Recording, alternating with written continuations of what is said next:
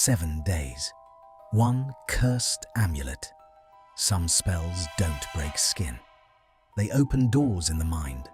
Doors that were never meant to be opened between two people who were never meant to stand this close. Our story begins now. The vault beneath the ministry smelled of cold iron and older things. Parchment that had outlived its scribes. Wax gone brittle in its seals. The particular mineral hush of stone that had not felt sunlight in a century. Torchlight moved along the walls in small, reluctant tongues, as though even fire preferred not to linger here. Hermione Granger stood at the threshold with her satchel pressed to her ribs and her breath held, though she could not have said why she was holding it. Behind her, 2 sets of footsteps descended the last of the spiral stairs. The Cursebreaker from Gringotts went first, a weathered witch whose left hand was glove leather and whose right was real. The second set belonged to Draco Malfoy. She knew it without turning. She had learned the cadence of his walk over 3 months of this assignment. Measured, unhurried, the sound of a man who had long ago decided never to seem startled by anything again. "The Hexley bequest," the Cursebreaker said, her voice flattened by the stone. 47 items, 31 neutralized, 16 pending. "Pending is a generous word," Draco said. "It's the ministry's word, Mr. Malfoy. I just use it." Hermione allowed herself a small, private breath of amusement and felt, at once, a dry flicker of attention at her shoulder. Not a glance, because he would never bother with a glance, but the small shift in the air that meant he had noticed her noticing. She did not turn. She had trained herself not to turn. In the past 3 months, she had catalogued 82 antique curses, drafted 16 legal opinions, and developed an entirely unnecessary awareness of where Draco Malfoy happened to be standing in any given room. She considered the last accomplishment the least distinguished of the 3. The Cursebreaker unlocked the pending chamber with a whispered word and a drop of her own blood on the lintel. The door moved inward without sound. Inside, on a long table of black oak, the 16 pending items had been laid out like a procession of small dormant animals. Rings, a hand mirror, a paper knife with a bone handle, a pair of dueling gloves that stirred faintly though nothing touched them. And at the center, upon a square of dark velvet, the amulet. It was a plain thing, by the standards of dark objects. A flattened oval of tarnished silver, the size of a thumbprint, strung on a cord so old the leather had turned nearly to ash. A single seam ran along its edge, as though the metal had once opened and been sealed. No inscription, no gem. Only a faint, almost apologetic hum in the air around it, the kind of sound one hears in an empty house when the wards settle at night. "The Hexley amulet," the Cursebreaker said. "Regency work. Continental, we think. Supposed to have belonged to a diplomat. Supposed to have done something interesting to his wife. The diary's gone. The widow's gone. The amulet remains." "What's the reading?" Draco asked. "Low, steady, nothing arterial. It's been quiet for 200 years. I'd like to know why before we certify it for auction." Hermione set her satchel on the edge of the table and drew out her notebook and her wand in the same movement.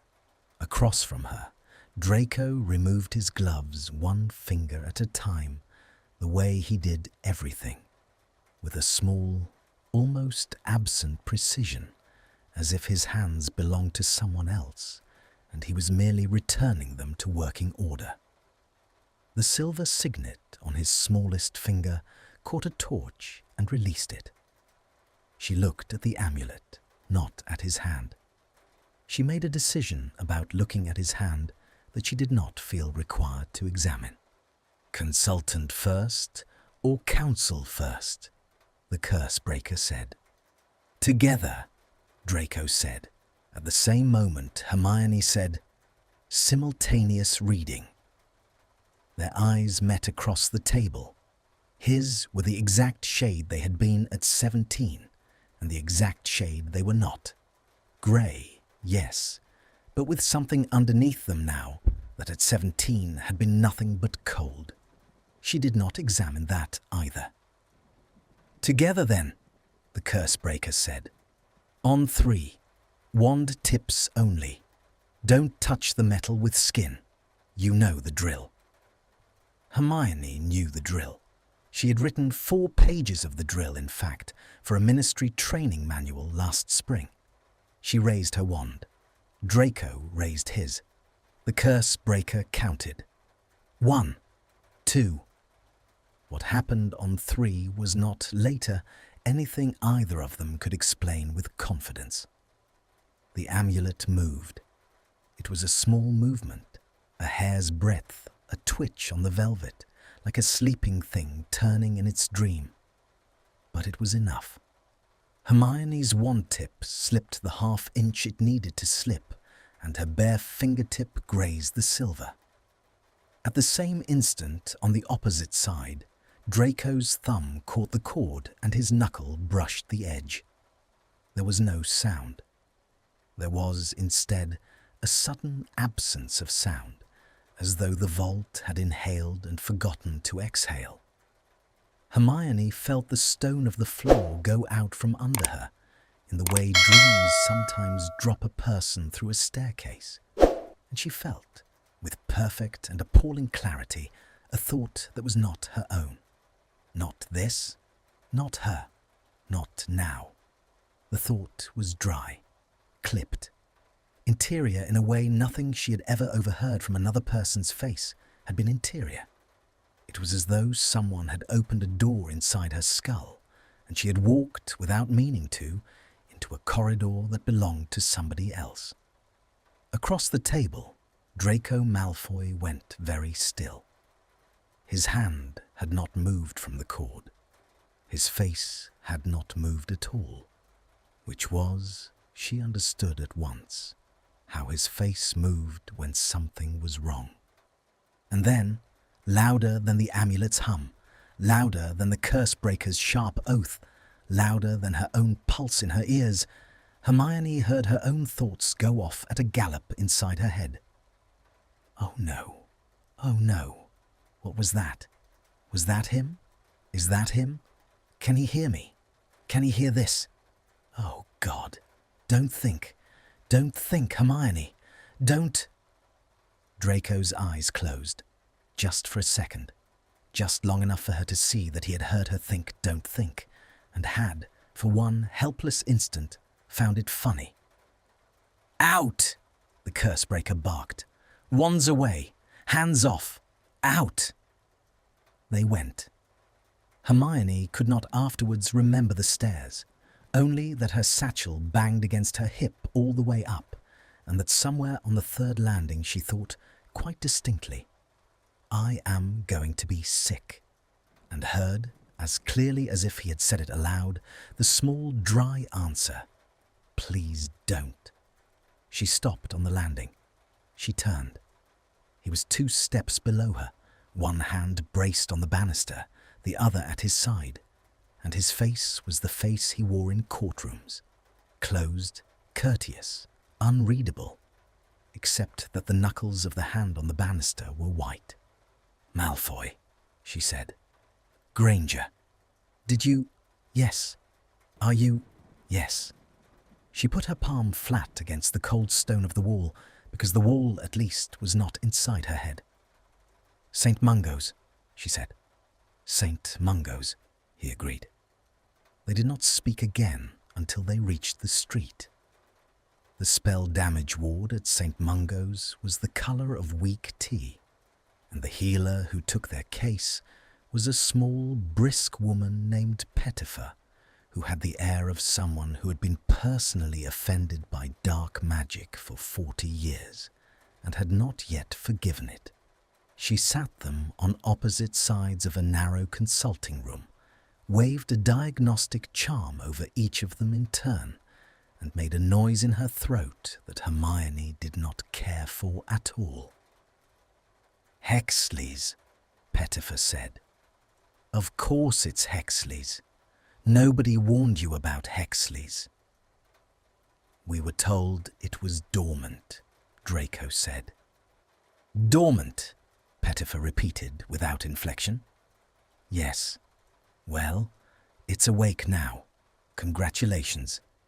Mr. Malfoy, Miss Granger, you have what we call a sympathetic cognitive linkage.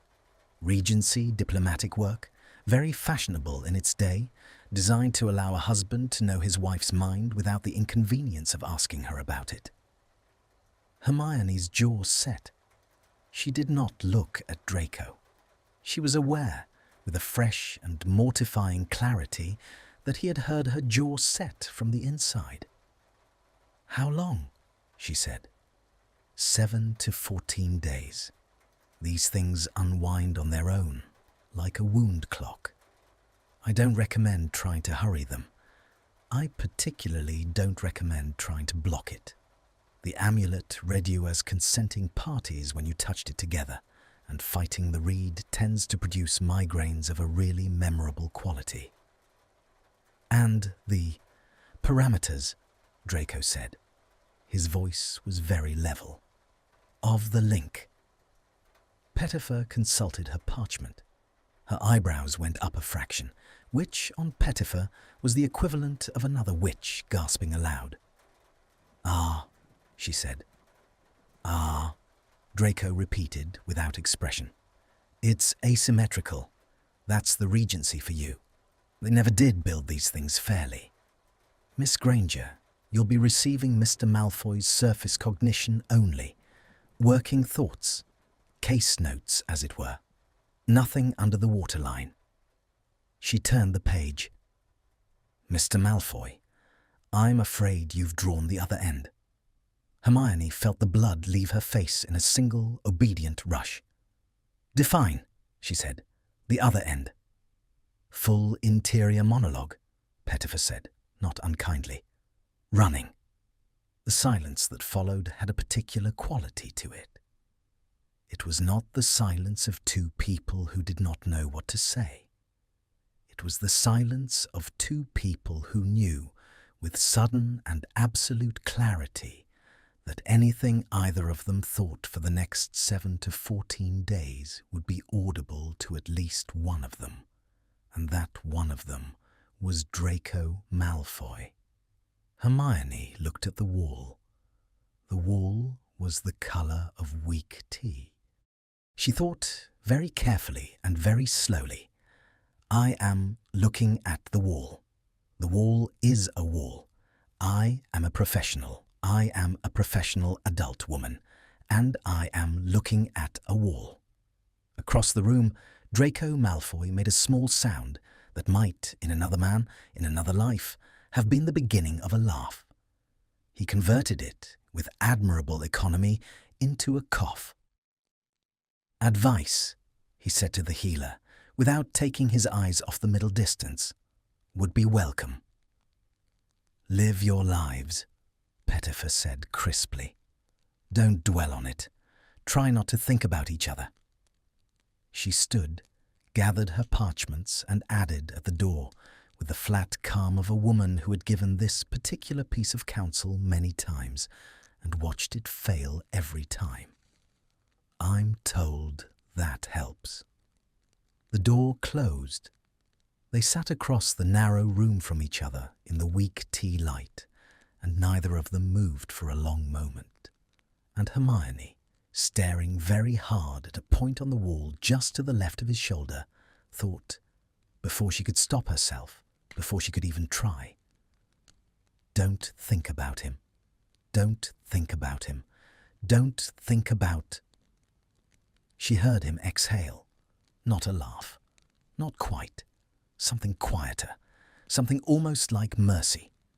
And then, distinct and dry, and perfectly, terribly clear inside the small private cathedral of her skull, she heard him think, "Granger, breathe." Her hands, in her lap, found the cuff of her sleeve and began, without her permission, to smooth a crease that was not there. She did not sleep. At 3 in the morning, she lay on her back in the cold quadrant of her own bed and stared at the ceiling of her flat, where a small, sensible crack ran from the cornice to the light fitting, and she thought about the crack because the crack was not Draco Malfoy. The crack had been there when she signed the lease. The crack was the colour of weak tea, which was unfortunate because weak tea was the colour of the consulting room at St. Mungo's, which returned her, by a route she could not block, to the memory of him sitting across from her, with his hands very still in his lap and his mouth not quite smiling. Stop. She pressed the heels of her hands against her eyes until small green fireworks bloomed behind the lids. Somewhere on the other side of London, in a house she had never seen and could only imagine in vague, unfriendly terms. High ceilings, cold floors, a decanter he did not need. A man was lying in his own bed and hearing every syllable of this. She did not know if he was awake. She suspected he was awake. She suspected it with the bleak certainty of a woman who has spent 3 months learning the rhythm of another person's footsteps without meaning to, and now cannot unlearn it. I am, she thought with great care, going to read a book. She read a book.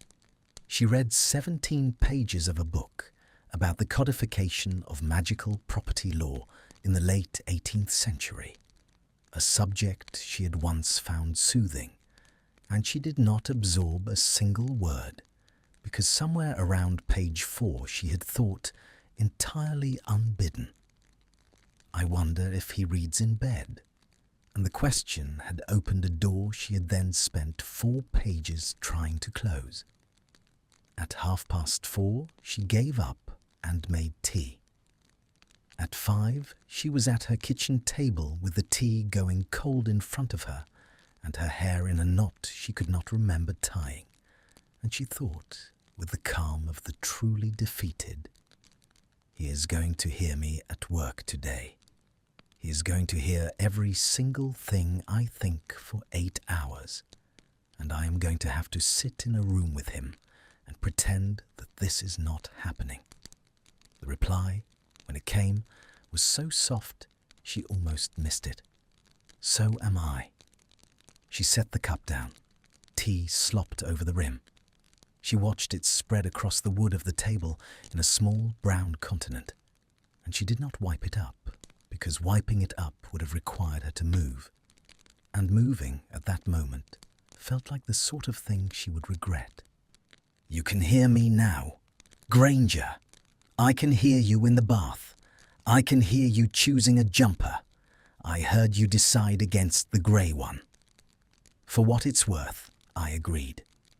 A noise escaped her that was not laughter and not a sob, and had no business being either.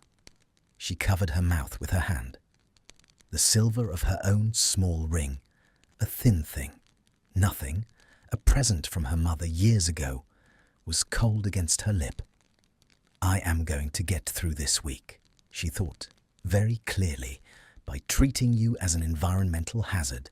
A draft, a damp spot, something one works around." A pause. She could almost feel him weighing the reply. "As you like." That was all. The inside of her head went quiet again. Not empty, because nothing in her head was ever empty, but quiet the way a library is quiet, with someone else sitting in it who had agreed, for now, not to turn the pages loudly. She drank the cold tea. She put on the jumper that was not grey. She went to work. The Ministry's Department of Magical Law Enforcement had given them a conference room on the 4th floor, with a window that did not open and a table too long for the number of chairs around it. At 9 o'clock on the morning after St. Mungo's, 7 people assembled around it. The head of the department, her deputy, 2 junior solicitors with matching expressions of mild terror, the curse breaker from the previous day, who looked as though she had slept even less than Hermione, Draco Malfoy, and Hermione herself, who had put on lipstick in the lift and was already regretting it.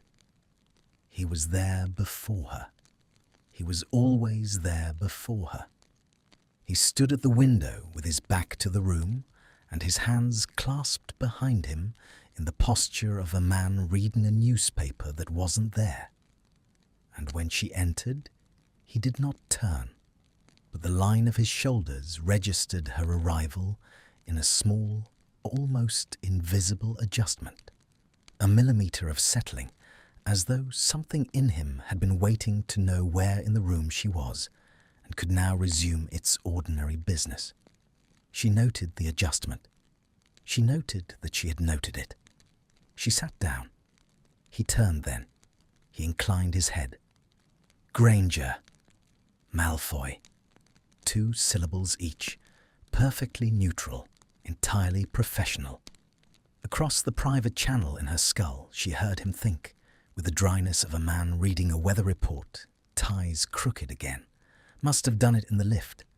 And she looked down at her notes so quickly that her hair swung forward and hid her face. His tie is crooked, she thought, helplessly. Slightly to the left. He knows. He just said he knows. Why hasn't he fixed it? He's going to fix it. He's not going to fix it. I could.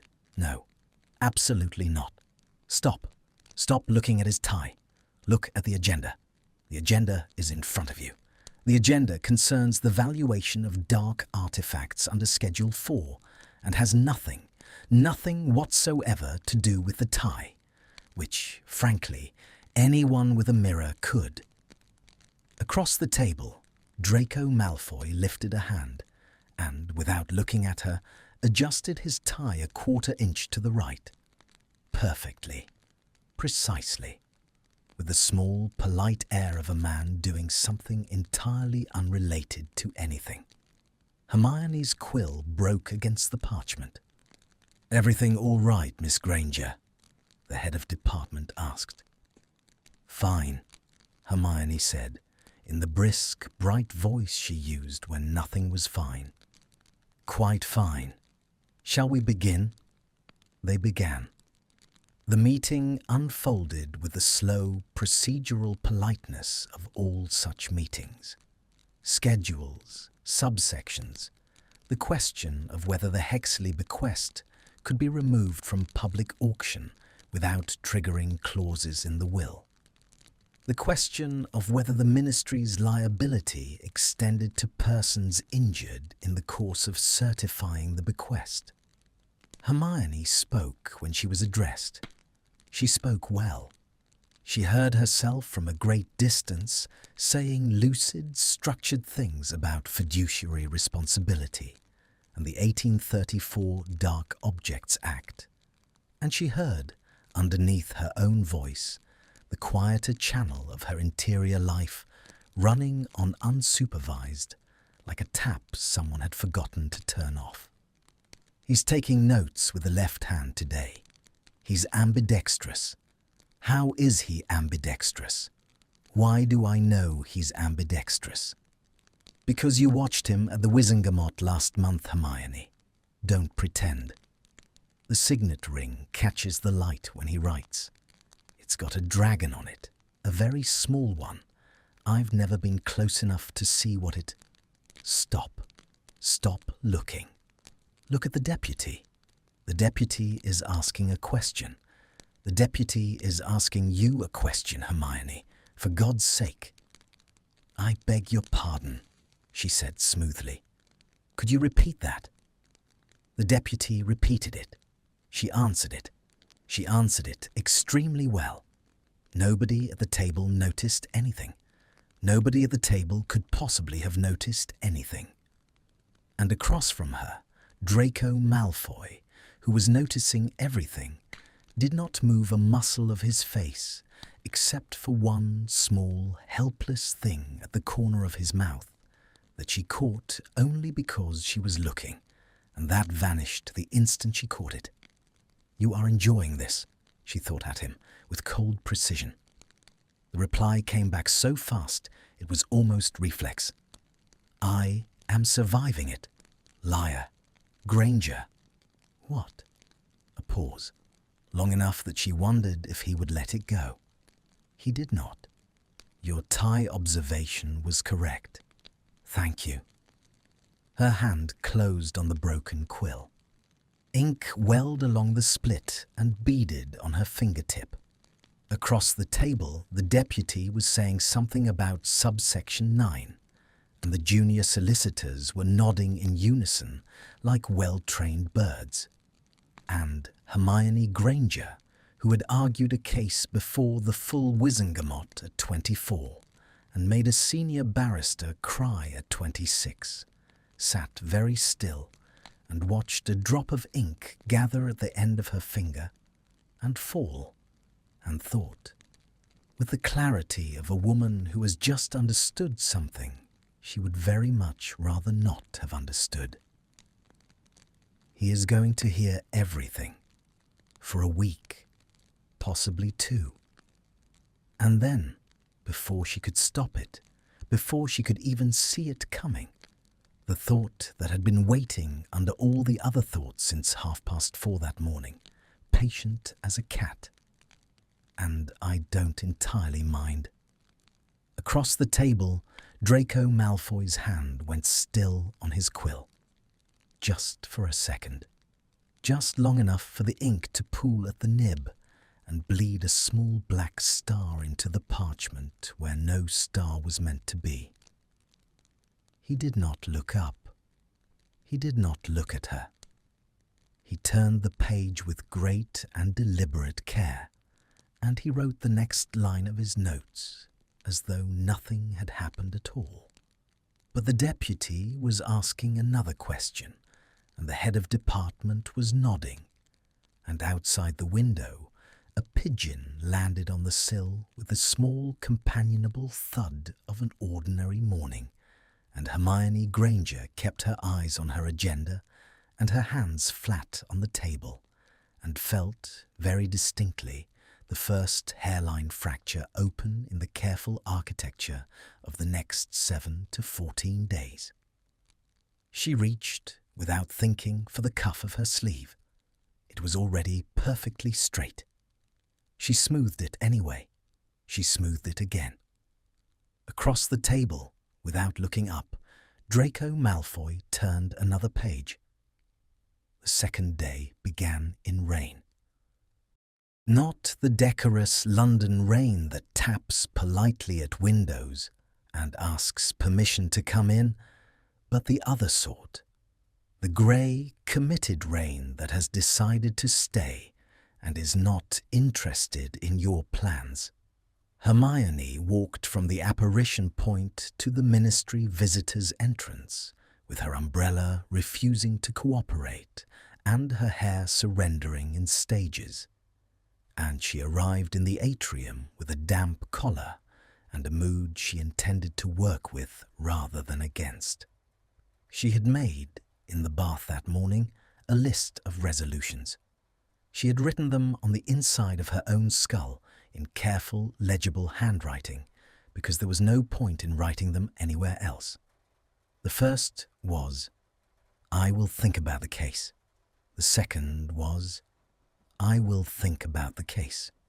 The third, in slightly smaller letters, "When I find myself not thinking about the case, I will return to thinking about the case." She had reached the lift before she thought about his hands. It happened without ceremony. She was pressing the button for the 4th floor, the brass of it cold against her fingertip, and she thought, quite idly, quite without malice, "He'll be in already. he's always in already.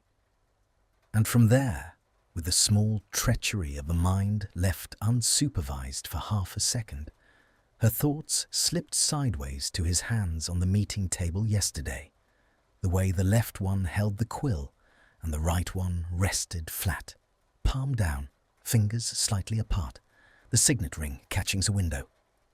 Granger. She closed her eyes. The lift began to rise. Don't. I'm not saying anything. You don't have to say anything. That's the entire problem. Then don't listen. A pause. The lift passed the second floor. I can't, actually.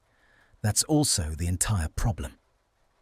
She pressed her forehead briefly against the cold brass of the lift's inner wall. The brass was cold. The brass was the colour of a signet ring. The brass was not helping. Good morning to you too, Malfoy. Good morning, Granger. And that was all, because the lift had reached the fourth floor and the doors had opened, and he was there, not waiting for her, because he would have died rather than wait for her in a corridor, but standing 3 doors down in conversation with one of the junior solicitors, his back half turned, his hair darker than usual from the rain he had also walked through. He did not look up as she passed.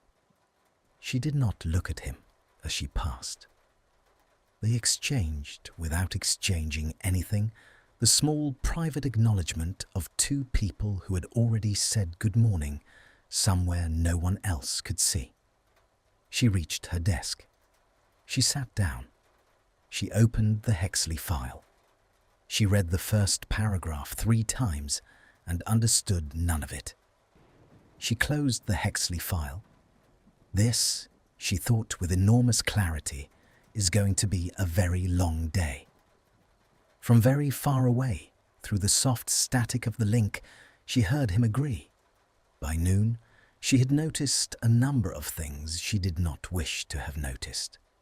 She had noticed that he drank his tea without sugar because the tea trolley had come round at 11, and she had heard across the channel the small mental note, "No, thank you," before the trolley witch had even offered.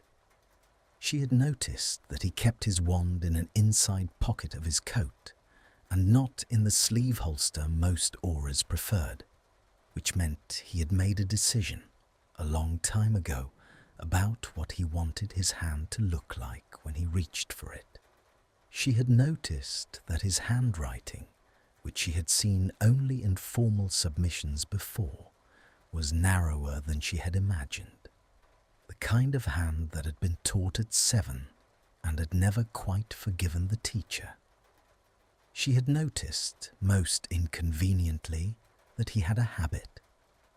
When he was thinking, genuinely thinking, not performing it, he turned his signet ring a quarter turn on his finger with his thumb. Once, twice, 3 times. A small, self-contained rosary of a gesture as unconscious as breathing. And she had watched him do it twice in the morning meeting, and had felt, each time, something small and warm move through her chest and take up residence there as though it had always lived there and had only been waiting for an invitation. She did not name the warm thing. She did not dignify the warm thing with a name. She had, in her life, named more dangerous creatures than this one, and she was not about to start keeping this one as a pet. At noon, she went down to the canteen for soup she did not want, because the canteen was loud and the noise was, at present, her best defense. She was halfway through the queue when she felt the small atmospheric shift of him entering a room she was in, and she did not turn, and she did not turn, and then she turned. He was at the far end of the canteen with a cup of coffee and a file under his arm, not looking at her. He was not looking at her with such precision that she understood at once that he had been not looking at her since the moment he walked in. "You could sit with me," she thought, before she could stop herself. And then, with horror, "I did not mean that. I meant, there are empty chairs. That's all I meant. Malfoy, I did not." He picked up his coffee. He crossed the canteen. He sat down at a table by the window, alone, with his back to her, and opened the file. Relief flooded her. Then, immediately, a smaller, colder thing beneath the relief, which she identified, with the ruthless honesty she applied to everything except herself, as disappointment. She took her soup. She sat at a table as far from his as the room allowed. She read nothing. She ate nothing. She thought very carefully about the 1834 Dark Objects Act, and she heard at the edge of her mind the quiet turning of a page. The afternoon brought a document review in the small archive off the fourth-floor corridor. A room the size of a railway compartment, lined floor to ceiling with ministry casework on the Hexley estate, and lit by a single overhead lamp that had been enchanted sometime in 1953, and had resented its duties ever since. It cast the room in a yellow, wavering light that made the parchment look older than it was, and the shadows under Papple's eyes look worse than they were. They were the only two assigned to the review. This had been arranged, Hermione understood, because they were the two with the clearance to handle the more sensitive items, and because they worked, despite everything, efficiently together. Neither of them had argued with the assignment. Neither of them had mentioned the amulet. The head of department had not been informed of the amulet. The amulet was, by unspoken and entirely mutual agreement, a private matter. They worked for an hour in a silence that was not uncomfortable, which was in itself uncomfortable. He sat at one end of the long, narrow table with a stack of inventories. She sat at the other with a stack of depositions. The lamp hummed. The rain made a soft, continuous sound against the single high window. Occasionally he turned a page. Occasionally she made a note. Neither of them spoke. Neither of them needed to. She was halfway down the third deposition when he reached, without looking up, for the inkwell, and his sleeve rode up perhaps a quarter of an inch. Nothing. Nothing at all, the sort of movement one does not notice. And she saw for the first time a thin, pale line of scar that ran from the heel of his thumb up into the cuff of his shirt and vanished. She did not know what the scar was from. She did not know if it was from the war, or from something older, or from something more recent. She knew only that she had not known he had it, and that she now did, and that her hand on the deposition had gone perfectly still. He set the inkwell down. His sleeve slid back into place. He did not look up. He did not look up with such deliberate and complete attention that she understood he had heard her see it. The lamp hummed. The rain continued. Hermione Granger did not move. Malfoy. Granger. I wasn't going to ask. I know. A pause, so long she thought it had ended. Then, softer than anything he had sent her across the channel yet, softer than she would have believed his interior voice could be, "Thank you." She turned a page that did not need turning. She dipped her quill that did not need dipping. She wrote, on the margin of the deposition, a single word in her own hand. A case citation, meaningless, a reflex. And she watched the ink dry on the parchment, while her pulse did something slow and enormous in her throat that had nothing to do with deposition law. Across the table, he turned another page. He reached for his coffee, which had gone cold. He drank it anyway. He set it down. And Hermione, who had spent the morning resolving not to catalogue him, found that she had, in the space of that quarter-inch of sleeve, catalogued him entirely. Not the scar, which was not hers to know, but the flinch he had not quite made when she saw it, and the gratitude, and the fact that the gratitude had been for her not asking, and the fact that she had not asked because she already did not want to be the person who hurt him by asking. Oh, she thought, very quietly, to no one in particular. Oh, no. On the far side of the table, Draco Malfoy did not answer. He turned his signet ring a quarter turn with his thumb. Once, twice. The third turn did not come. His hand went still on the page. The third day was worse, and the fourth day was worse than the third. And by the fifth, Hermione Granger had begun to suspect, with the slow and unwelcome clarity of a woman watching a fire take hold in her own house, that the trouble was not the spell. The spell she could manage. The spell was a condition. Conditions had protocols. She had read every paper on sympathetic cognitive linkage that the Ministry Library held. 3 papers, all of them Regency, all of them written by men who had been married to the women they were writing about, and none of whom, she noted with grim satisfaction, had emerged from the experience entirely well. She had drawn up a chart. She had identified the hours of day in which the link seemed strongest: morning, evening, and, unfortunately, the hour between 3 and 4 in the afternoon, when the light in her office went golden and her concentration went soft. She had instituted a regime of mental hygiene. She made lists. She recited case law. She conjugated Latin verbs she had not conjugated since 6th year, and when those failed her, she moved on to French.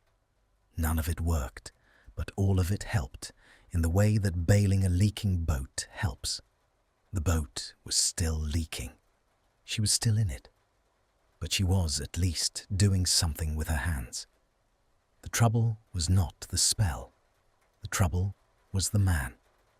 The trouble was that on the 4th day she had arrived at the 4th floor archive to find him already there, reading by the awful yellow lamp. And he had looked up, only a glance, only for a moment. And in that glance she had registered, with an absolutely unearned intimacy, that he had slept badly, and that he had shaved carefully, and that the shirt he was wearing was one she had seen him wear before on a Tuesday in October, when she had not yet known him well enough to notice his shirts. The trouble was that she had noticed it in October and had filed it and had not known she was filing it.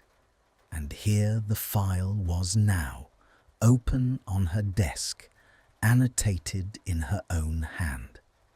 The trouble was that he had said, on the 4th day, "Coffee," and she had said, "Please," and he had brought her a cup without asking how she took it, and it had been exactly how she took it, and when she had raised her eyebrow at him over the rim, he had said evenly, "You think about it every morning at 10:30. I've had 4 days of training." And she had laughed, actually laughed aloud in a ministry archive at 11 in the morning. And the sound of her own laugh in that small yellow room had been so startling that she had set the cup down and pressed the back of her hand briefly to her mouth. He had not laughed with her. He had only watched her for a half-second, his face doing the thing where it did not move, and had gone back to his inventories. But she had felt, across the channel, the small, quiet settling of something in him. Not triumph, not amusement, but a kind of careful, almost reverent attention, as though he had been handed a thing he was not sure he was allowed to keep, and was deciding, against his better judgment, to keep it anyway. She had thought, then, "Oh, this is bad," and he had not answered, because there was no answer, because they both already knew. On the 5th day, he rolled up his sleeves. It happened in the conference room, in front of the head of department, and the deputy and the 2 junior solicitors and the curse breaker at 10 minutes past 2 in the afternoon, while he was explaining a point about provenance that did not require him to roll up his sleeves at all. He was standing at the long table. The room was warm.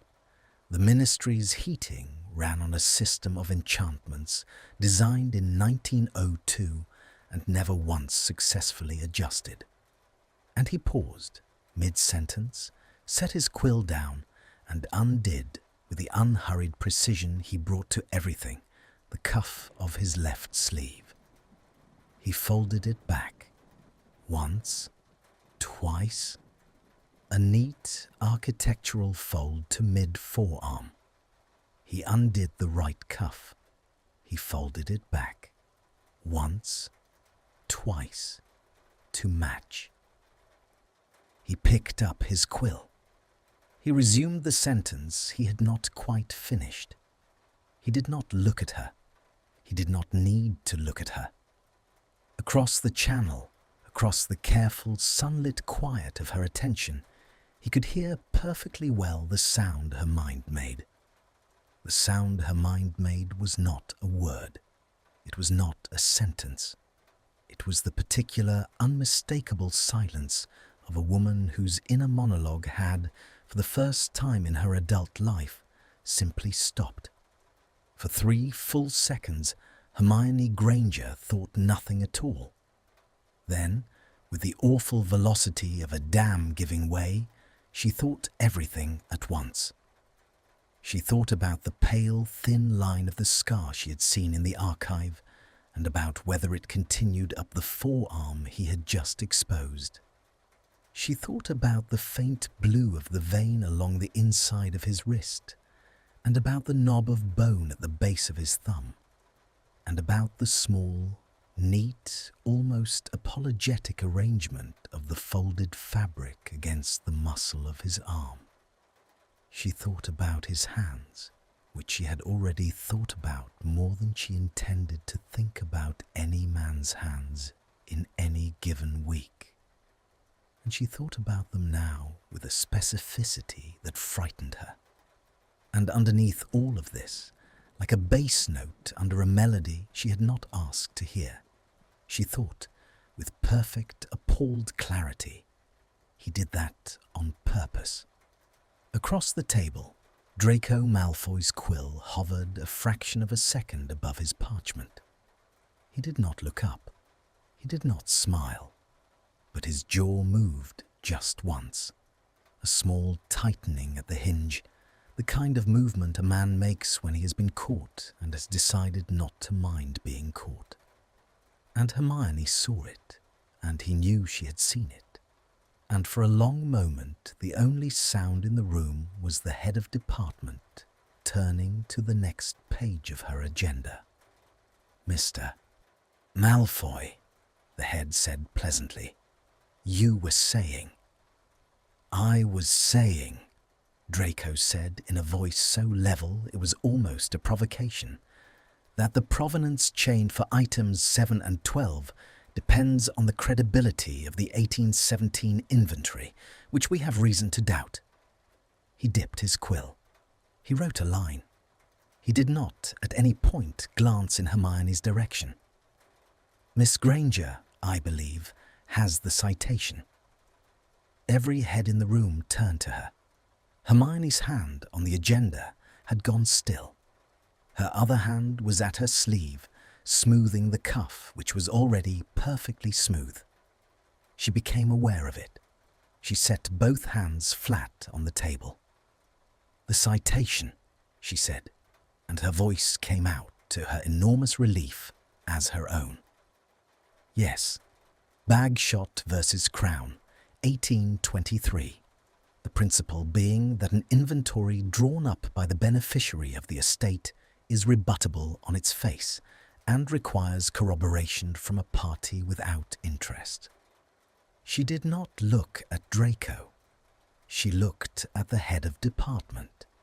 She looked at her with the full, brilliant focus of a woman who had just discovered that the alternative to looking at the head of department was looking at a forearm, and who had chosen her path decisively.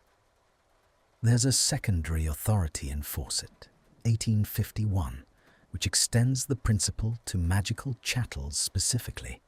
I'll circulate both. Thank you, Miss Granger. Thank you. The meeting continued. It continued for another 47 minutes, during which Hermione Granger performed, at a level she was later unable to remember in any detail, the full range of her professional duties. She cited 3 further authorities. She proposed an amendment to a draft regulation. She answered a question from the deputy about the application of the 1834 Act to objects of foreign manufacture, and she answered it crisply and completely, and with a small footnote about continental case law that caused the deputy to make an approving note in the margin of his own agenda. She did all of this without, at any point, looking across the table. Across the table, Draco Malfoy did not look at her either. He took notes with his left hand. He turned the ring on his smallest finger a quarter turn with his thumb. Once, twice, 3 times. He drank his coffee. He did not, at any point, unfold his sleeves. And the entire time, underneath the lucid and professional surface of Hermione's performance, the channel between them ran like a river that had slipped its banks and was finding, with enormous quiet, its new shape across lower ground. "You did that on purpose." No answer. "Malfoy, you did that on purpose." No answer. "Answer me." A pause. A long pause, during which the deputy said something about subsection 11, and the head of department agreed. And someone, perhaps a junior solicitor, poured a glass of water with the small, clean sound of a glass being poured by a person paying attention to nothing else. Then, quietly, without inflection, without defense, yes. Her hand closed on the edge of the agenda. She did not look up.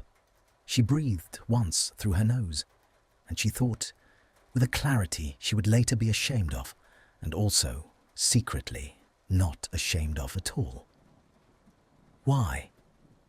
The answer did not come at once. It came after the deputy had finished his point, and after the head of department had moved to the next item, and after one of the junior solicitors had asked a small procedural question that everyone politely pretended was interesting. It came in the small, empty second when the room paused, and it came with the economy of a man who had decided before he spoke precisely how many words he was willing to spend. "Because I wanted to know if you'd notice." Her eyes closed for a fraction of a second. She opened them. She wrote, on the margin of her agenda, in her own small, precise hand, a sentence she then immediately crossed out again, and inked over until no letter of it remained. Then she drew a small, careful line under the blacked-out place. Then she folded her hands over it. "I noticed. Yes. That wasn't fair, Malfoy. No. You're going to stop." A pause. "Am I?" The meeting ended. Chairs scraped. The head of department rose and thanked them. The deputy gathered his papers. The junior solicitors filed out. The curse-breaker nodded once at the room and was gone. Hermione stood. She did not hurry. She gathered her papers with the deliberate, steady hands of a woman who had been a trial lawyer and knew how to leave a room. At the door, she turned. He was still at the table. He had not moved. He was looking at his cuffs, the folded fabric, the exposed inch of wrist, as though he had only just noticed them and was considering dispassionately what to do about them. He looked up. He met her eyes for the first time since before the sleeves. Neither of them said anything. Neither of them thought anything quite. Or if they did, it was the sort of not quite thought that lives in the body and not in language. A small, held, almost painful alignment, like two magnets held a careful distance apart by a hand that has not yet decided whether to let go. His hand moved toward his left cuff, slowly, began to unfold it, stopped. She did not go home. She meant to. She stood at the flue in the atrium at 6:15, with her satchel on her shoulder and her coat buttoned and her face arranged in the particular neutral mask she used for crowded lifts. And she looked at the green flames, and she did not step into them. The witch behind her cleared her throat. Hermione stepped sideways, out of the queue, and murmured an apology she did not mean, and walked back across the atrium toward the lifts. She told herself she had left a book in the archive. She had not left a book in the archive. She had left a book nowhere. She knew, with the grim precision she brought to all her self-deceptions, exactly what she had left in the archive. And it was not a book, and it was not in the archive, and she was going there anyway. The ministry library closed at 7. The ministry library was, at 6:30 on a Friday evening, almost entirely empty. 2 researchers in the far corner of the periodical section, one sleeping clerk at the returns desk, and the long, high-ceilinged main reading room with its green glass lamps and its rows of oak tables and its particular hush. The kind of hush that only accumulates in rooms where people have been quiet on purpose for 100 years. He was at the 3rd table from the window. She had known he would be. She had not known how she had known. She knew now that she had known because she had, at some point in the last 5 days, begun to carry the location of Draco Malfoy in her body the way other people carry the location of their keys, without thinking about it, and with absolute reliability, and only noticing the carrying when she tried to put it down. He did not look up as she approached. He did not need to. She sat down across from him, not beside him, across. She set her satchel on the table between them like a small, polite wall. She opened a book she had not chosen and did not intend to read. For a long moment, neither of them spoke. The lamp between them was green glass, brass base, a small private island of light in the long dimness of the room. A clock somewhere told the half-hour. Somewhere far away, down a corridor, a door closed. "Granger," he said very quietly, without looking up from his page. "Why are you here?" "I have a book to return." "You don't." "I have research." "You don't." She turned a page she had not read. "I have," she said with great care, "something to say to you." He set his quill down. He closed his book. He folded his hands on the table in front of him, one over the other, the signet ring catching the green light and releasing it. He did not fold his sleeves. He had not folded his sleeves since she had left the meeting room that afternoon. The cuffs of his shirt were buttoned at his wrists now, with the particular discipline of a man who had made a decision about his own hands and was going to keep it. "Say it then," he said. She looked at him. He looked back. In the green light, his eyes were the colour of wet stone, and his mouth was perfectly composed. And across the channel, for the first time in 5 days, she could hear, with a clarity that shocked her, absolutely nothing. He had closed the channel, or he was trying to. He was thinking with all the considerable discipline of a man who had spent his life being trained not to think anything that could be used against him, about the Latin conjugation of a verb she did not recognize, and about a passage of music she did not know, and about a small grey stone he had picked up on a beach when he was 9. And the wall of these small harmless things was so deliberate and so careful and so transparent that it was, itself, the loudest thing he had ever said to her. She almost laughed. "You're hiding," she said. "I'm conjugating." "You're hiding, Malfoy." "Yes." He said it without defence, without apology, without any of the small flourishes a lesser man might have reached for. The single syllable sat on the table between them and did not move. "Why?" she said. His thumb moved once against the signet ring, stopped. "Because," he said, with the same level quiet he had used in the meeting, "for 5 days you have been thinking at me, Granger, and I have been listening to you think at me. And today at 2:10 in the afternoon, I did something I should not have done. And you noticed it. And I would like, if it is at all possible, to stop making it worse. By hiding. By giving you," he said, "one room in which you are not audible." She set her book down.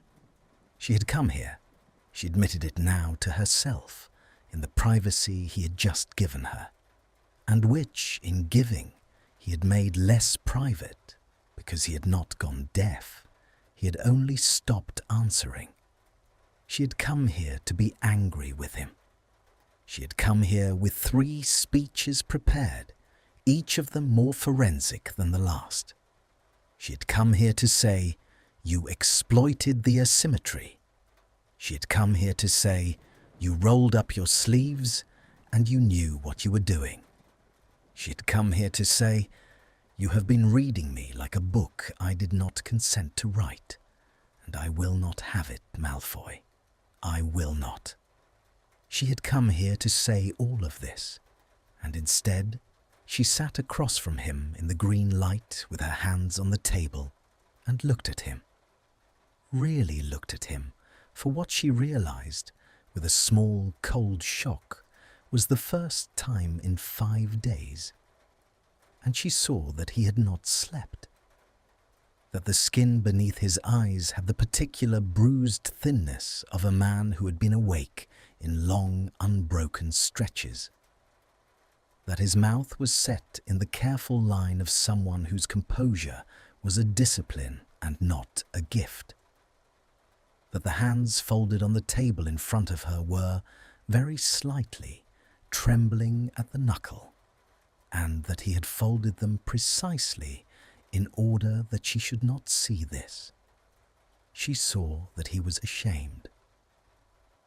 Not in the melodramatic way shame wore in novels, not in any loud or confessional register, but in the quiet, structural way of a man who had been ashamed of himself for so long that shame had become a posture, a set of the shoulders, a way of sitting at tables. She had known this about him. She had known this about him for years, she realized, without ever quite letting herself know that she knew. The thing in her chest, the small warm thing she had refused to name, made a small shift and settled deeper. "Malfoy," she said, "don't. I wasn't going to. I know what you were going to say." His eyes did not leave hers. "Don't." "Why not?" "Because," he said, and for the first time a small crack ran through the level quiet of his voice. If you say it kindly, Granger, I am going to have to leave this room, and I would prefer not to, because outside this room it is raining, and I did not bring a coat. She stared at him. The green lamp hummed faintly between them. A page turned somewhere 2 tables over. The sleeping clerk at the returns desk made a small, wet sound in his sleep. A laugh escaped her. A real one, low and surprised, not quite steady. "You didn't bring a coat," she said. "I did not. In November. In November." "Malfoy," she said, and her voice was doing something she had not given it permission to do. "You are the most—" She stopped. She could not find the noun. There were too many of them. She chose none of them. Across the channel, because he had not, after all, been able to keep the wall up, because the Latin verb had run out and the passage of music had ended, and the small grey stone from the beach when he was 9 had only so many sides to show her. She heard him think, without meaning to let her hear it, a single short sentence so quiet it was almost not a thought at all. "I know." She looked at her hands on the table. She looked at his hands on the table. Between them, the satchel she had placed there as a wall, and on top of the satchel, the small pale rectangle of her own open book. And beneath the book, nothing but polished oak and the green glass light, and 5 days of a river that had slipped its banks and had not yet been asked to go back. "The sleeves," she said at last. Her voice was her own voice again, steady, barrister's voice. "Was that the only time?" "Yes. The coffee. I didn't have to listen to know. You think about coffee, Granger, with the clarity you bring to constitutional law." "Do I?" "You do. And the tie, the first day. The tie was an accident. The sleeves were not. Anything else." A pause. He did not look away. "Your hair," he said. "This morning in the lift was wet. I thought about it. I did not act on it. I thought about it." Her hand went again to the cuff of her sleeve. She did not smooth it. She left her hand where it was. She breathed. "Malfoy." "Yes." "I am not," she said slowly, finding each word as she placed it, "going to tell you it was all right. It was not all right. No, you should not have. No, but you have been listening to me for 5 days, and I have been. She could not finish the sentence. She did not have to. She watched his mouth do something small and almost painful, and understood that he had heard, at the edge of her sentence, the word she was not going to let herself say. "Granger," he said, and his voice had gone softer than the library. "Go home, please." "Why?" "Because if you don't," he said, "I am going to forget that you ought to." She rose. She did not remember rising. Her satchel came up with her, obedient, and she drew the strap across her shoulder with hands that did not entirely belong to her. He rose also, because he had been raised to rise when a woman rose from a table. And this single small reflex, so incongruous in the dim green room, so faithful to a code that had otherwise failed him badly in his life, undid her for a second in a way the rest of the conversation had not. At the door of the reading room, she paused. She did not turn. She said to the corridor ahead of her, without knowing she was going to say it, "It's still raining, Malfoy. Take my umbrella." She set it against the doorframe. She heard, behind her, no answer at all, because there was no answer he could give across the channel that would not undo them both. She walked out into the corridor without looking back, and her hands on the satchel strap were not quite steady. and the green light of the reading room lay behind her on the floor like a small lit country she had just decided, against her better judgment, to leave. The 6th day did not begin. It only continued. She did not sleep at all that night. She went home from the library in a cab because she had given him her umbrella, and the rain had, by then, crossed the line from weather into a kind of weather-coloured assault, and she sat in the back of the cab with her hair slowly darkening against her collar, and watched the lights of London draw yellow smears along the window, and thought about nothing at all for nearly a minute. It was the longest she had gone without thinking in 5 days. It lasted, by the clock on the cab's dashboard, 52 seconds. Then the thinking began again, and it did not stop. It began in the cab. It continued on the stairs up to her flat. It continued in the kitchen, where she stood for a long time with her hand flat on the cold iron of the stove and did not make tea. It continued in the bathroom, where she washed her face and noticed, without alarm, that she had been crying at some point between the library and the front door, and had not registered it at the time. It continued in the bedroom, where she lay fully dressed on top of the coverlet with one shoe off and the other still on, and looked at the crack in the ceiling, and did not sleep.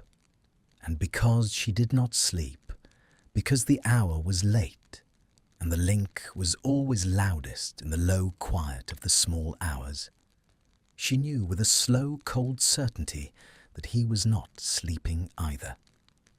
She could feel him across the channel the way one feels a lamp left burning in the next room, not seeing the light exactly, but knowing by the quality of the dark that there is light somewhere. Once, near 3, she thought. Malfoy.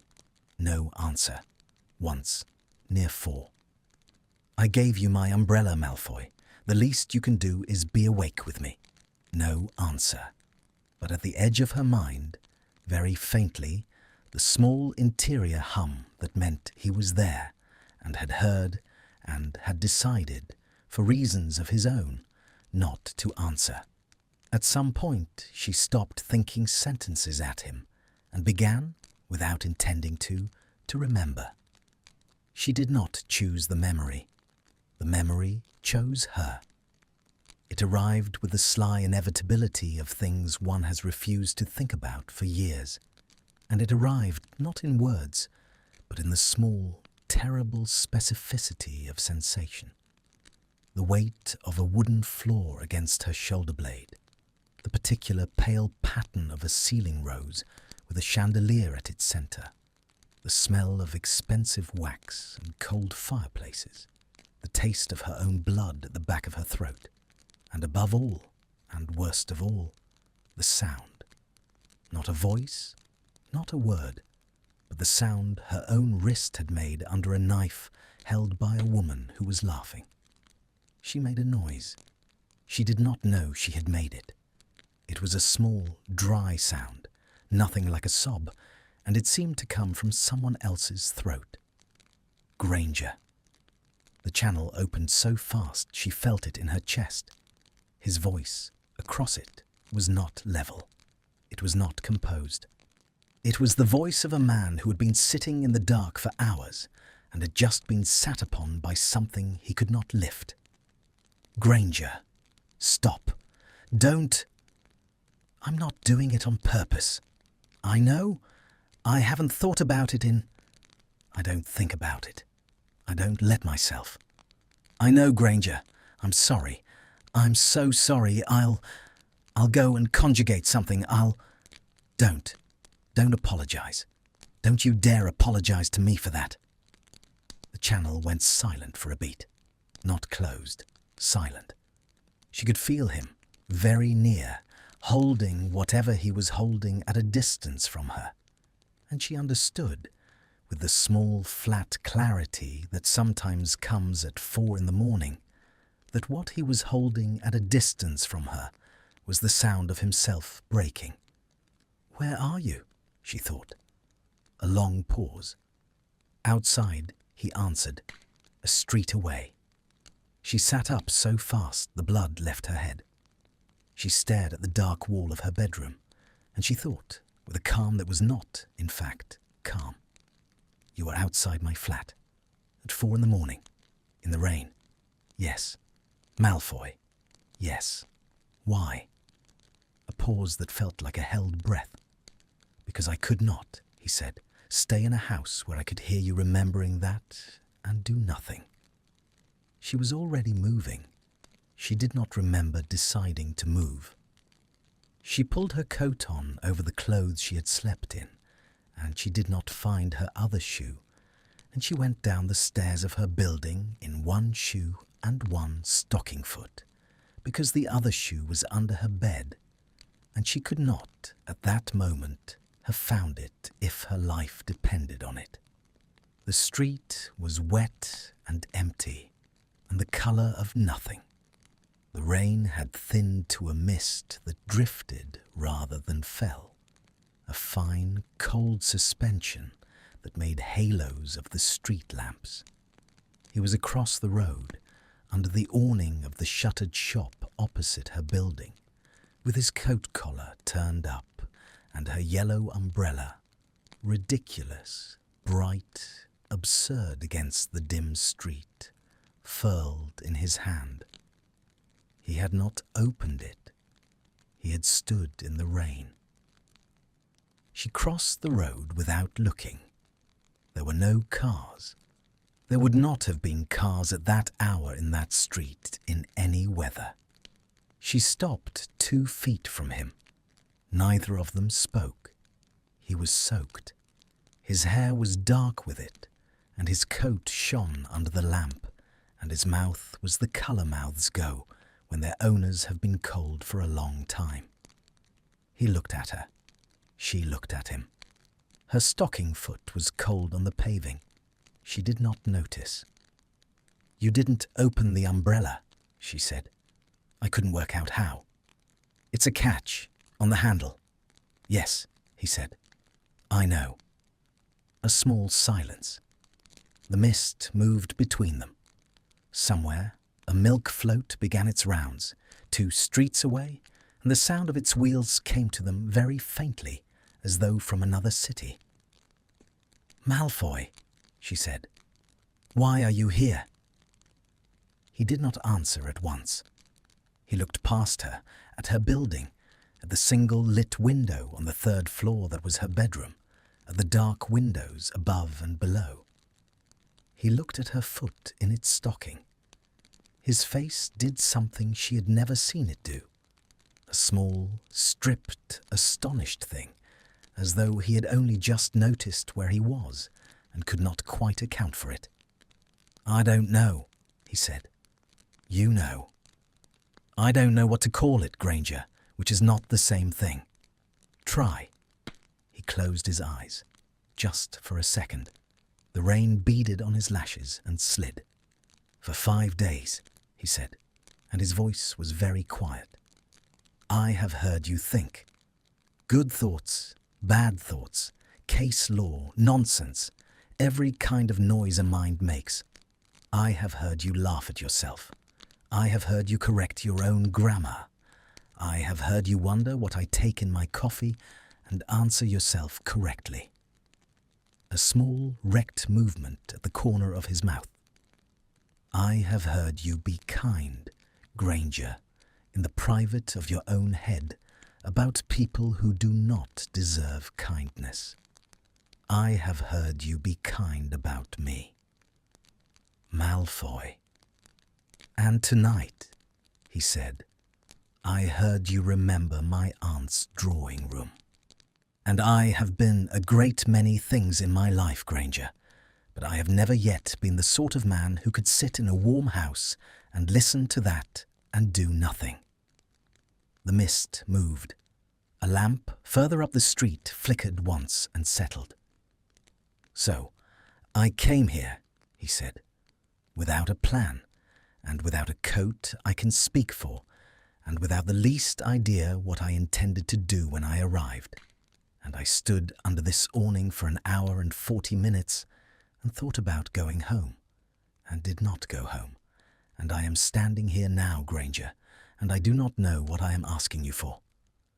Her eyes were wet. She did not wipe them. The mist would have wet them anyway. "Come upstairs," she said. His face went still. "Granger!" "Not for that. I wasn't. I know you weren't. Come upstairs. You're going to catch your death, and I am not going to explain to the Wizengamot that the Ministry's consultant on dark artifacts died of pneumonia outside my flat at 4 in the morning because he couldn't work an umbrella." A sound broke out of him. Not a laugh, not quite. The shape of a laugh, produced by a throat that had not quite remembered how. He looked down at the umbrella in his hand. He looked up at her. The stripped, astonished thing was still in his face, and under it now something new, a kind of exhausted, unguarded tenderness, as though somebody had opened a window in a room that had been shut for years. She reached out. She did not think about reaching out. Her hand found his. The cold, wet knuckle of it, the signet ring, the pale, thin line of scar at the heel of his thumb that she had pretended for 2 days not to have seen. And she did not hold his hand quite. She only laid her fingers against his and left them there, and felt the small shock run up his arm and settle somewhere under his collarbone where she could not follow it. "Come upstairs," she said again. "It's raining, Malfoy." He closed his hand very slowly around hers. He did not speak. He did not need to. Across the channel, where for 6 days he had let her hear only surfaces, the wall came down in a single, quiet movement, like a curtain being drawn aside in a room she had never been allowed into. And for the space of one held breath, she saw everything he had been hiding from her, and what she saw was not what she had expected. She had expected, in the small second before the wall went down, the usual furniture of another person's inner life. Anxieties, vanities, the small shabby corners everyone keeps behind doors. She had expected to find out what he thought of her in the specific language in which he thought it, and she had prepared herself with a brisk practicality she did not quite feel to not be flattered. What she found, instead, was a room she had been standing in for a long time without knowing it. She found herself, in his head, rendered with a care that undid her, not flattering, not gilded. She saw the way he had catalogued her, the jumper that was not grey, the ink on her fingertip, the citation she had recovered from nothing that afternoon in front of the deputy, the small private laugh she had allowed herself in the archive and covered with her hand. She saw her own mouth in his attention with the same specificity she had catalogued his hands. She saw herself turning a page in the library last Tuesday, a day she did not even remember. And she saw the way his chest had moved when she did it. She saw, more terribly, what he would not let himself want. She saw the careful discipline with which he had filed each of these small observations in a drawer marked, "Not for you, Malfoy, not ever." She saw the drawer itself. She saw that the drawer was full. And she saw, under all of it, the thing he had not let her hear for 6 days, the thing he had conjugated Latin verbs to hide, the flat, certain belief, so settled in him that it was not quite a thought anymore, but a kind of weather that he did not get to have this. That a woman like her, held in a memory like the one she had been unable to keep from him that night, did not, in any universe he could construct, bend toward him. That the only honourable use of 6 days of asymmetrical access to Hermione Granger's mind was to walk out of them at the end, still owing her more than he had taken. The wall came back up. It came up gently. He did not slam it. He did not even quite close it. He only drew it, the way one draws a sheet back over a sleeping child. And on the other side of it, the channel went quiet again. And the quiet, this time, did not feel like hiding. It felt like a man returning a thing he had not meant to show her to the drawer in which it had been kept. She stood in the mist on the empty street with her fingers threaded through his and her stocking foot numb on the paving, and she did not move for a long moment. Neither did he. "Malfoy," she said. "Yes." "Come upstairs." The flat was small and warm and smelled faintly of the orange she had left half-eaten on the kitchen counter 2 days ago. She put a kettle on because she did not know what else to do with her hands. He stood in the hall and dripped politely onto the mat, and when she turned round and saw him standing there, this terrifying man, this catalogue of her waking attention for the better part of a year, looking smaller than he had any right to look, and uncertain in a way she had never seen him uncertain, she made a small sound that was half a laugh and half something else, and went and fetched a towel. "Here. Thank you. Take the coat off, Malfoy, for God's sake. You're ruining my floor." He took the coat off. Underneath it, his shirt was dark at the shoulders and the collar, and he looked, in the kitchen light of her flat, like a man who had walked in from a different century and could not quite explain how he had got there. He dried his hair with the towel. He did it with the careful thoroughness he brought to everything, as though even now, even here, there was a right way to dry one's hair after standing in the rain for an hour and 40 minutes, and he intended to observe it. She watched him. She could not stop watching him. The kettle whistled. She turned and took it off the hob and poured water into a pot without quite looking at what she was doing. "Sit down," she said, "before you fall down." He sat down, at her kitchen table, in the chair she sat in every morning. The effect was so strange and so quiet and so entirely without precedent in the ordered sequence of her life that she stopped with the teapot in her hands and simply looked at him across the small space of her kitchen, and he looked back, and neither of them said anything for what might have been a long time. "Granger, yes. I am going to drink this tea, and I am going to thank you, and I am going to go home." "All right. I am not going to... I know. I am not going to take advantage of... Malfoy," she said. "I know." He nodded once. He took the cup she set in front of him.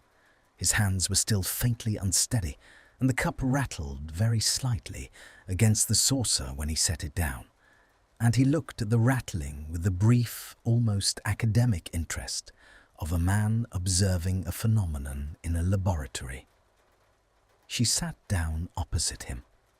Her own cup in front of her, the orange on the counter, the clock above the door at 10 minutes past 4. "The link," she said. "Yes. It's going. Yes. I felt it this morning. Before everything. It was thinner. I know." He did not look up from his cup. "I think we have another day. Perhaps 2. And then it's gone." She turned her cup a quarter turn on its saucer. Once, twice. She stopped because she had noticed what she was doing. She laid her hand flat instead. "Malfoy. Granger. When it's gone." He did not answer at once. He looked at his tea. He looked at the window, where the mist was thinning and a slow, dirty grey was beginning, very faintly, to suggest morning at the eastern edge of the sky. He looked, finally, at her.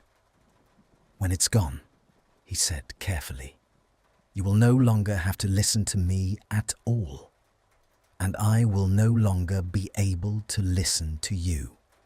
And we will go back to being two professionals who share a file at the ministry, and we will be polite to one another in corridors, and in 3 months' time the Hexley matter will close, and we will see each other rarely, and in a year, perhaps, not at all. Is that what you want?" "No." The words sat on the table between them. He had said it without emphasis and without decoration, in the same level tone in which he might have declined a second cup. He did not amend it. He did not soften it. He let it stand. She breathed. Her hand under the table had closed on the fabric of her coat. "Malfoy. Granger. Don't make me say it twice. Then say it once, properly." A small, pained movement at the corner of his mouth. He looked at his hands. He turned the signet ring a quarter turn. Once, twice, 3 times. His thumb stopped. He lifted his eyes to hers. "I do not want," he said, and his voice was very quiet, "the link to end, Granger, because I do not know how to be in a room with you without it, and I am afraid of finding out. I have had 6 days of hearing you think, and I have done, in those 6 days, a great many things I should not have done, and one thing I am not ashamed of, which is that I have begun to—" He stopped her. He could not finish the sentence. He looked at her as though the sentence were a weight he had tried, in good faith, to lift, and had failed. "Go on," she said. "I can't." "Yes, you can. Granger. Malfoy, you stood in the rain for 1 hour and 40 minutes without a coat. You can finish a sentence." He laughed. Actually laughed.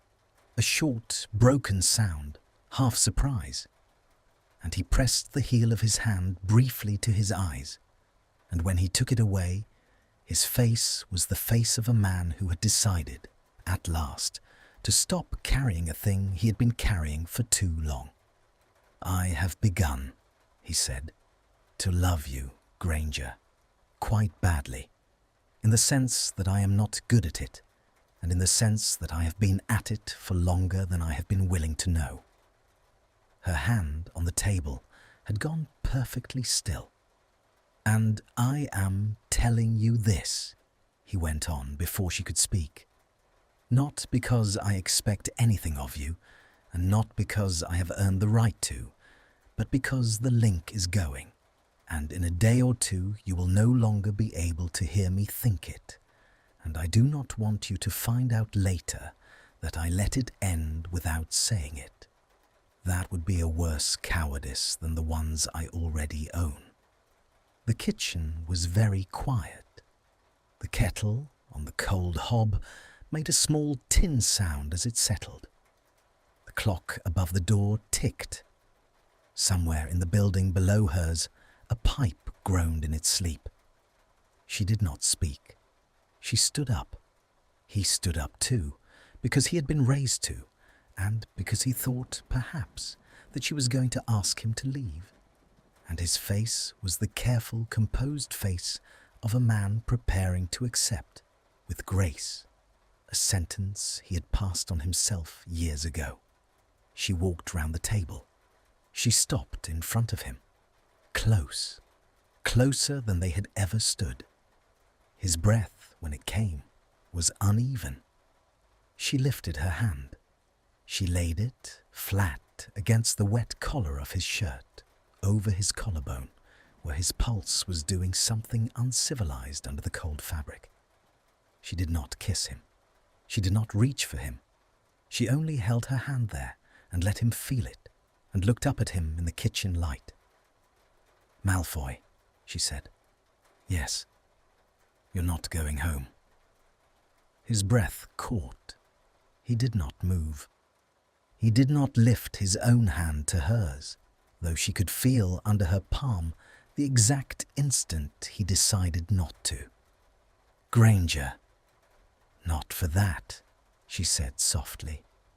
"Not tonight.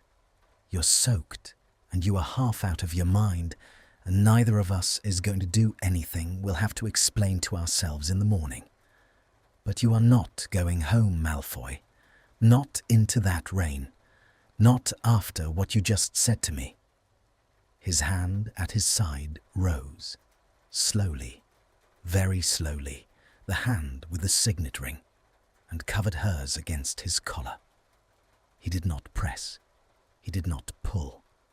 He only closed his fingers over her fingers and held them there, a small warm weight against his pulse, and bent his head until his forehead rested, just against her hair.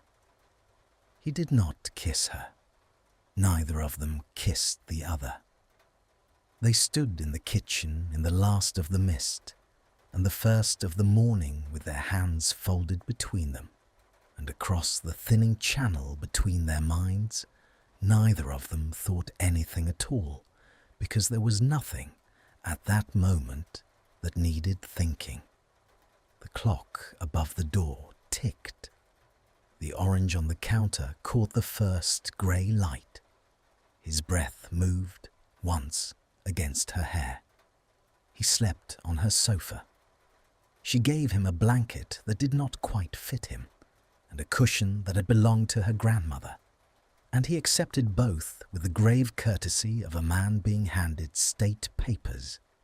And he lay down on his back with his feet hanging half off the end, and his hands folded on his chest and his eyes on the ceiling. And she stood in the doorway of her own sitting room in her stocking foot and watched him try, with the dignity of a man attempting to ride out a storm at sea in a rowing boat, to arrange himself for sleep. "Malfoy. Granger. Your feet are off the end. I'm aware. Do you want the bed?" "No. I'd sleep on the sofa." "It's my sofa." "Granger," he said to the ceiling, with the air of a man delivering a closing argument. "If you offer me your bed one more time, I am going to begin to suspect that you do not trust me to decline, and I have very little left this morning. Please do not take that as well." She laughed, a small, tired sound, and she turned out the lamp, and she left him to his dignity. In her own room, she did not undress. She took off her coat and the one shoe she was still wearing, and she lay down on top of the coverlet for the second time that night. And for the first time in a week, she closed her eyes without issuing herself a speech about doing so, and she slept. When she woke, it was past 10. Grey, bright, ordinary daylight. The rain had stopped. The flat smelled faintly of tea. He had made it.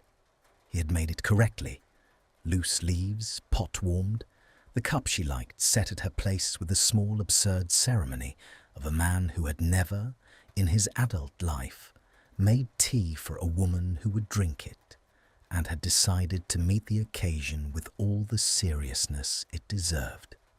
He was standing by her kitchen window with his own cup in his hand, in yesterday's shirt, which had dried into creases that no amount of smoothing was going to fix.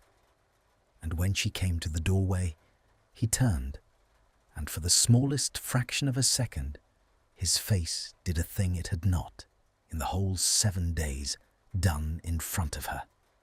It smiled. Not the quick swallowed amusement she had caught at the meeting table. Not the pained half movement from the library. A real, if small, unguarded smile, gone again almost at once, the way light goes off water when the wind changes. "Good morning," he said. "Good morning." She took the tea. She sat down at the table. He sat down across from her. For a long moment they did not speak, which was, she realized with a small pang, almost the first unspoken silence between them since the amulet.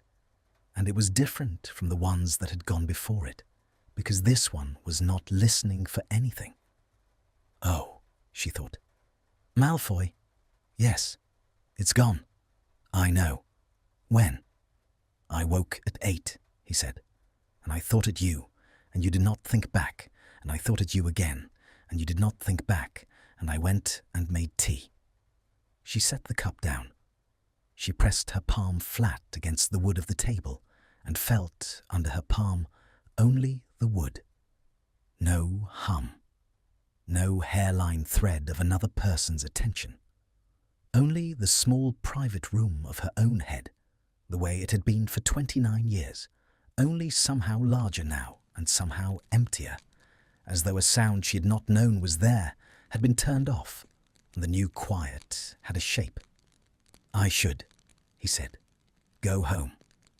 Yes, and shower, and shave, and put on a shirt that my valet has not personally wept over.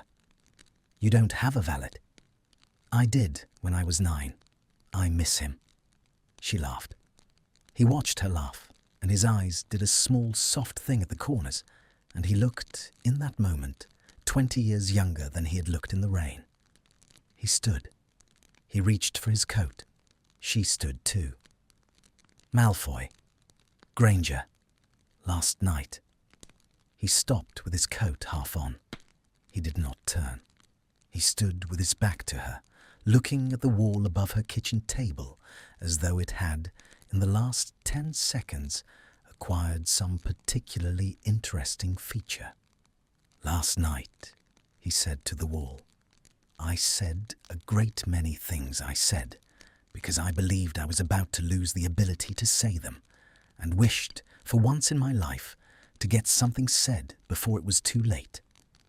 I do not expect you to... Stop. He stopped. Turn around, Malfoy. He turned around. His coat was on one shoulder and off the other. His hair was the hair of a man who had slept on a sofa with his head on a cushion embroidered by someone's grandmother. He looked at her, and his mouth was set in the careful line of someone preparing to accept, with grace, a sentence he had been composing for himself for 6 days. She closed the space between them. She did not plan the closing. She did not issue herself instructions. She walked the 2 steps across her own kitchen, and she put her hands flat against the creased front of his yesterday's shirt, and she tilted her face up to his, and she said, You said it with the link open, Malfoy. You said it when I could not answer you in kind, because you could hear me, and I could not hear you, and you said it anyway, because you thought you were running out of time. Now say it again. Granger, say it again, with the link closed, with nothing but your own voice. Say it where I have to take your word for it. His hand came up slowly to cover hers where it lay against his chest. The signet ring was warm now, not cold. His thumb, at the edge of her wrist, found the fast, uneven pulse in it and stilled. I love you, Granger, he said. Not quietly this time. Clearly, in the ordinary morning light of her kitchen, without the cover of rain, without the cover of the link. Quite badly. I have been at it for longer than I have been willing to know. I do not expect you to. She kissed him. She did it because he was going to keep talking, and because there was a thing she had wanted to do for longer than she had been willing to know, and because the morning was ordinary, and her kitchen was warm, and the orange was still on the counter, and there was, for the first time in 7 days, no one in her head but herself, and the self in her head had, apparently, been making this decision in slow, quiet increments since October, and was now done making it. he made a small, astonished sound against her mouth. It was the least composed sound she had ever heard him make. She would remember it for years. Then his hand, the one not covering hers, came up and found the back of her head, carefully, as though he did not quite believe it was allowed to, and he kissed her back the way he did everything else, with a small, almost absent precision, and with all the feeling he had spent a decade teaching himself not to show, and with the particular attention of a man who had been awake since 4 a.m, standing in the rain without a coat, who had no intention of wasting any part of this. The kiss ended, because kisses end.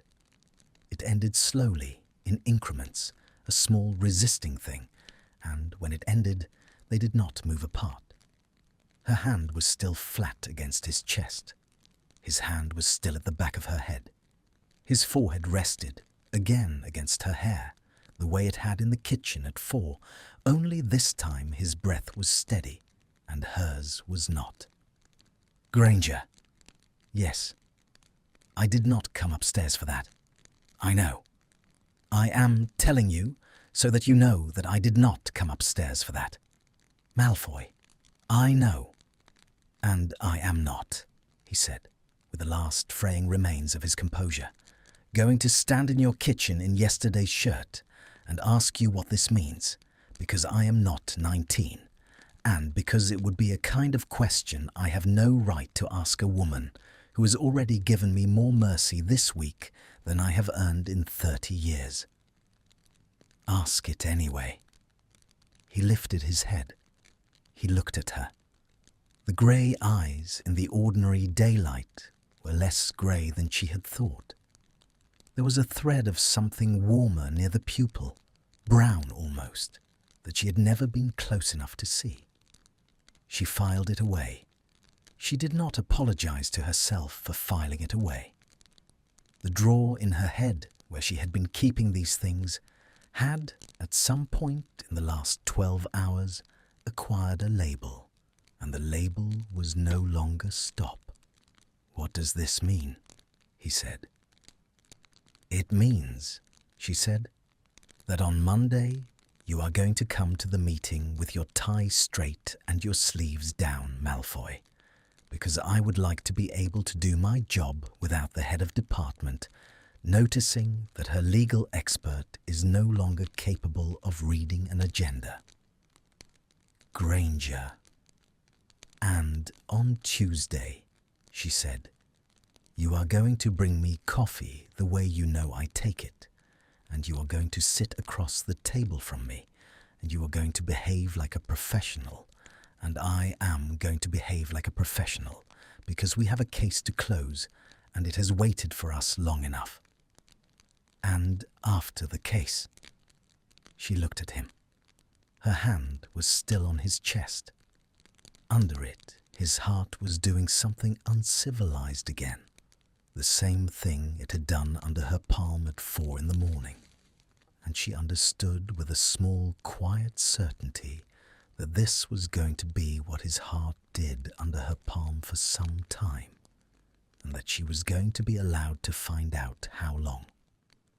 "After the case," she said, "you are going to take me somewhere that is not the ministry, Malfoy, and somewhere that is not my kitchen, and we are going to sit across a table that is not a conference table, and you are going to tell me, slowly and without the excuse of a link, and without the excuse of rain, everything you did not let me hear in 6 days. And I," she said, "am going to tell you a number of things I did not let myself think loudly enough for you to hear. And then we are going to see, Malfoy, what we do about it." A long breath went out of him, not a sigh. Something older, something that had been held, she thought, for a great deal longer than a week. "Yes," he said. "Yes. All right. All right."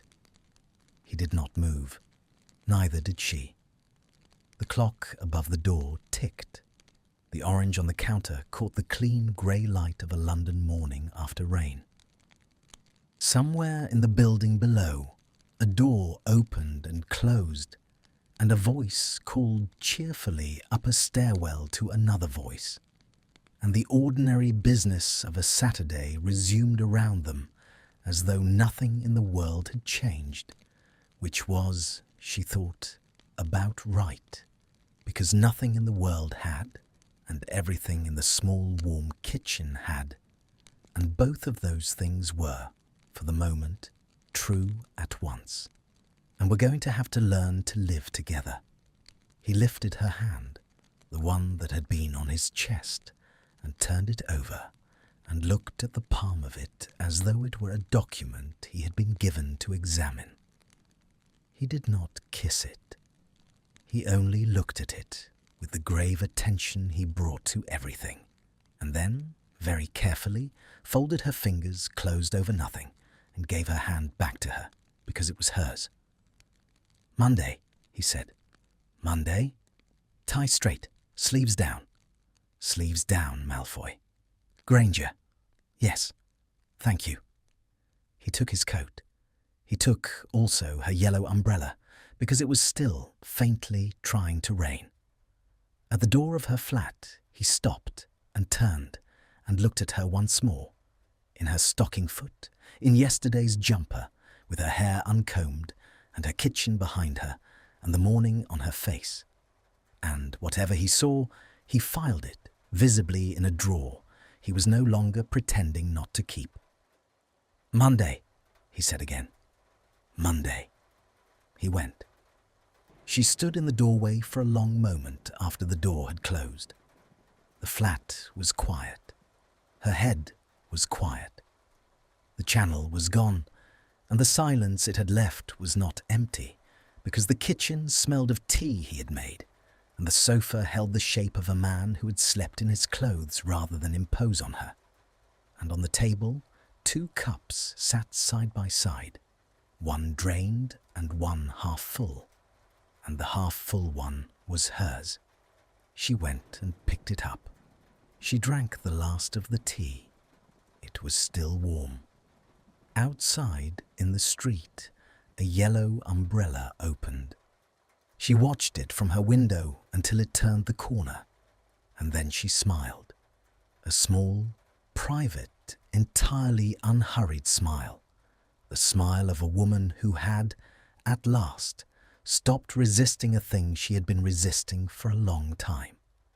And she went, humming faintly, and without knowing she was humming, to run herself a bath. The end. So that was their story. I think about them a lot, about Draco and Hermione, about how hard it is sometimes to say the things you mean. We all do this. We all have a voice in our head that talks all day, and we spend so much energy hiding it from other people, sometimes even from ourselves. But here's the thing, the people who love us, they already know, maybe not the words, but they feel it. They see in our hands, in the way we look, in the things we do not say. So maybe this story is not really about a spell, maybe it is about being brave, about letting someone see you, the real you, the quiet one, the one inside. If this story made you feel something, please leave a like and tell me in the comments, who do you need to be more honest with? I will see you in the next story.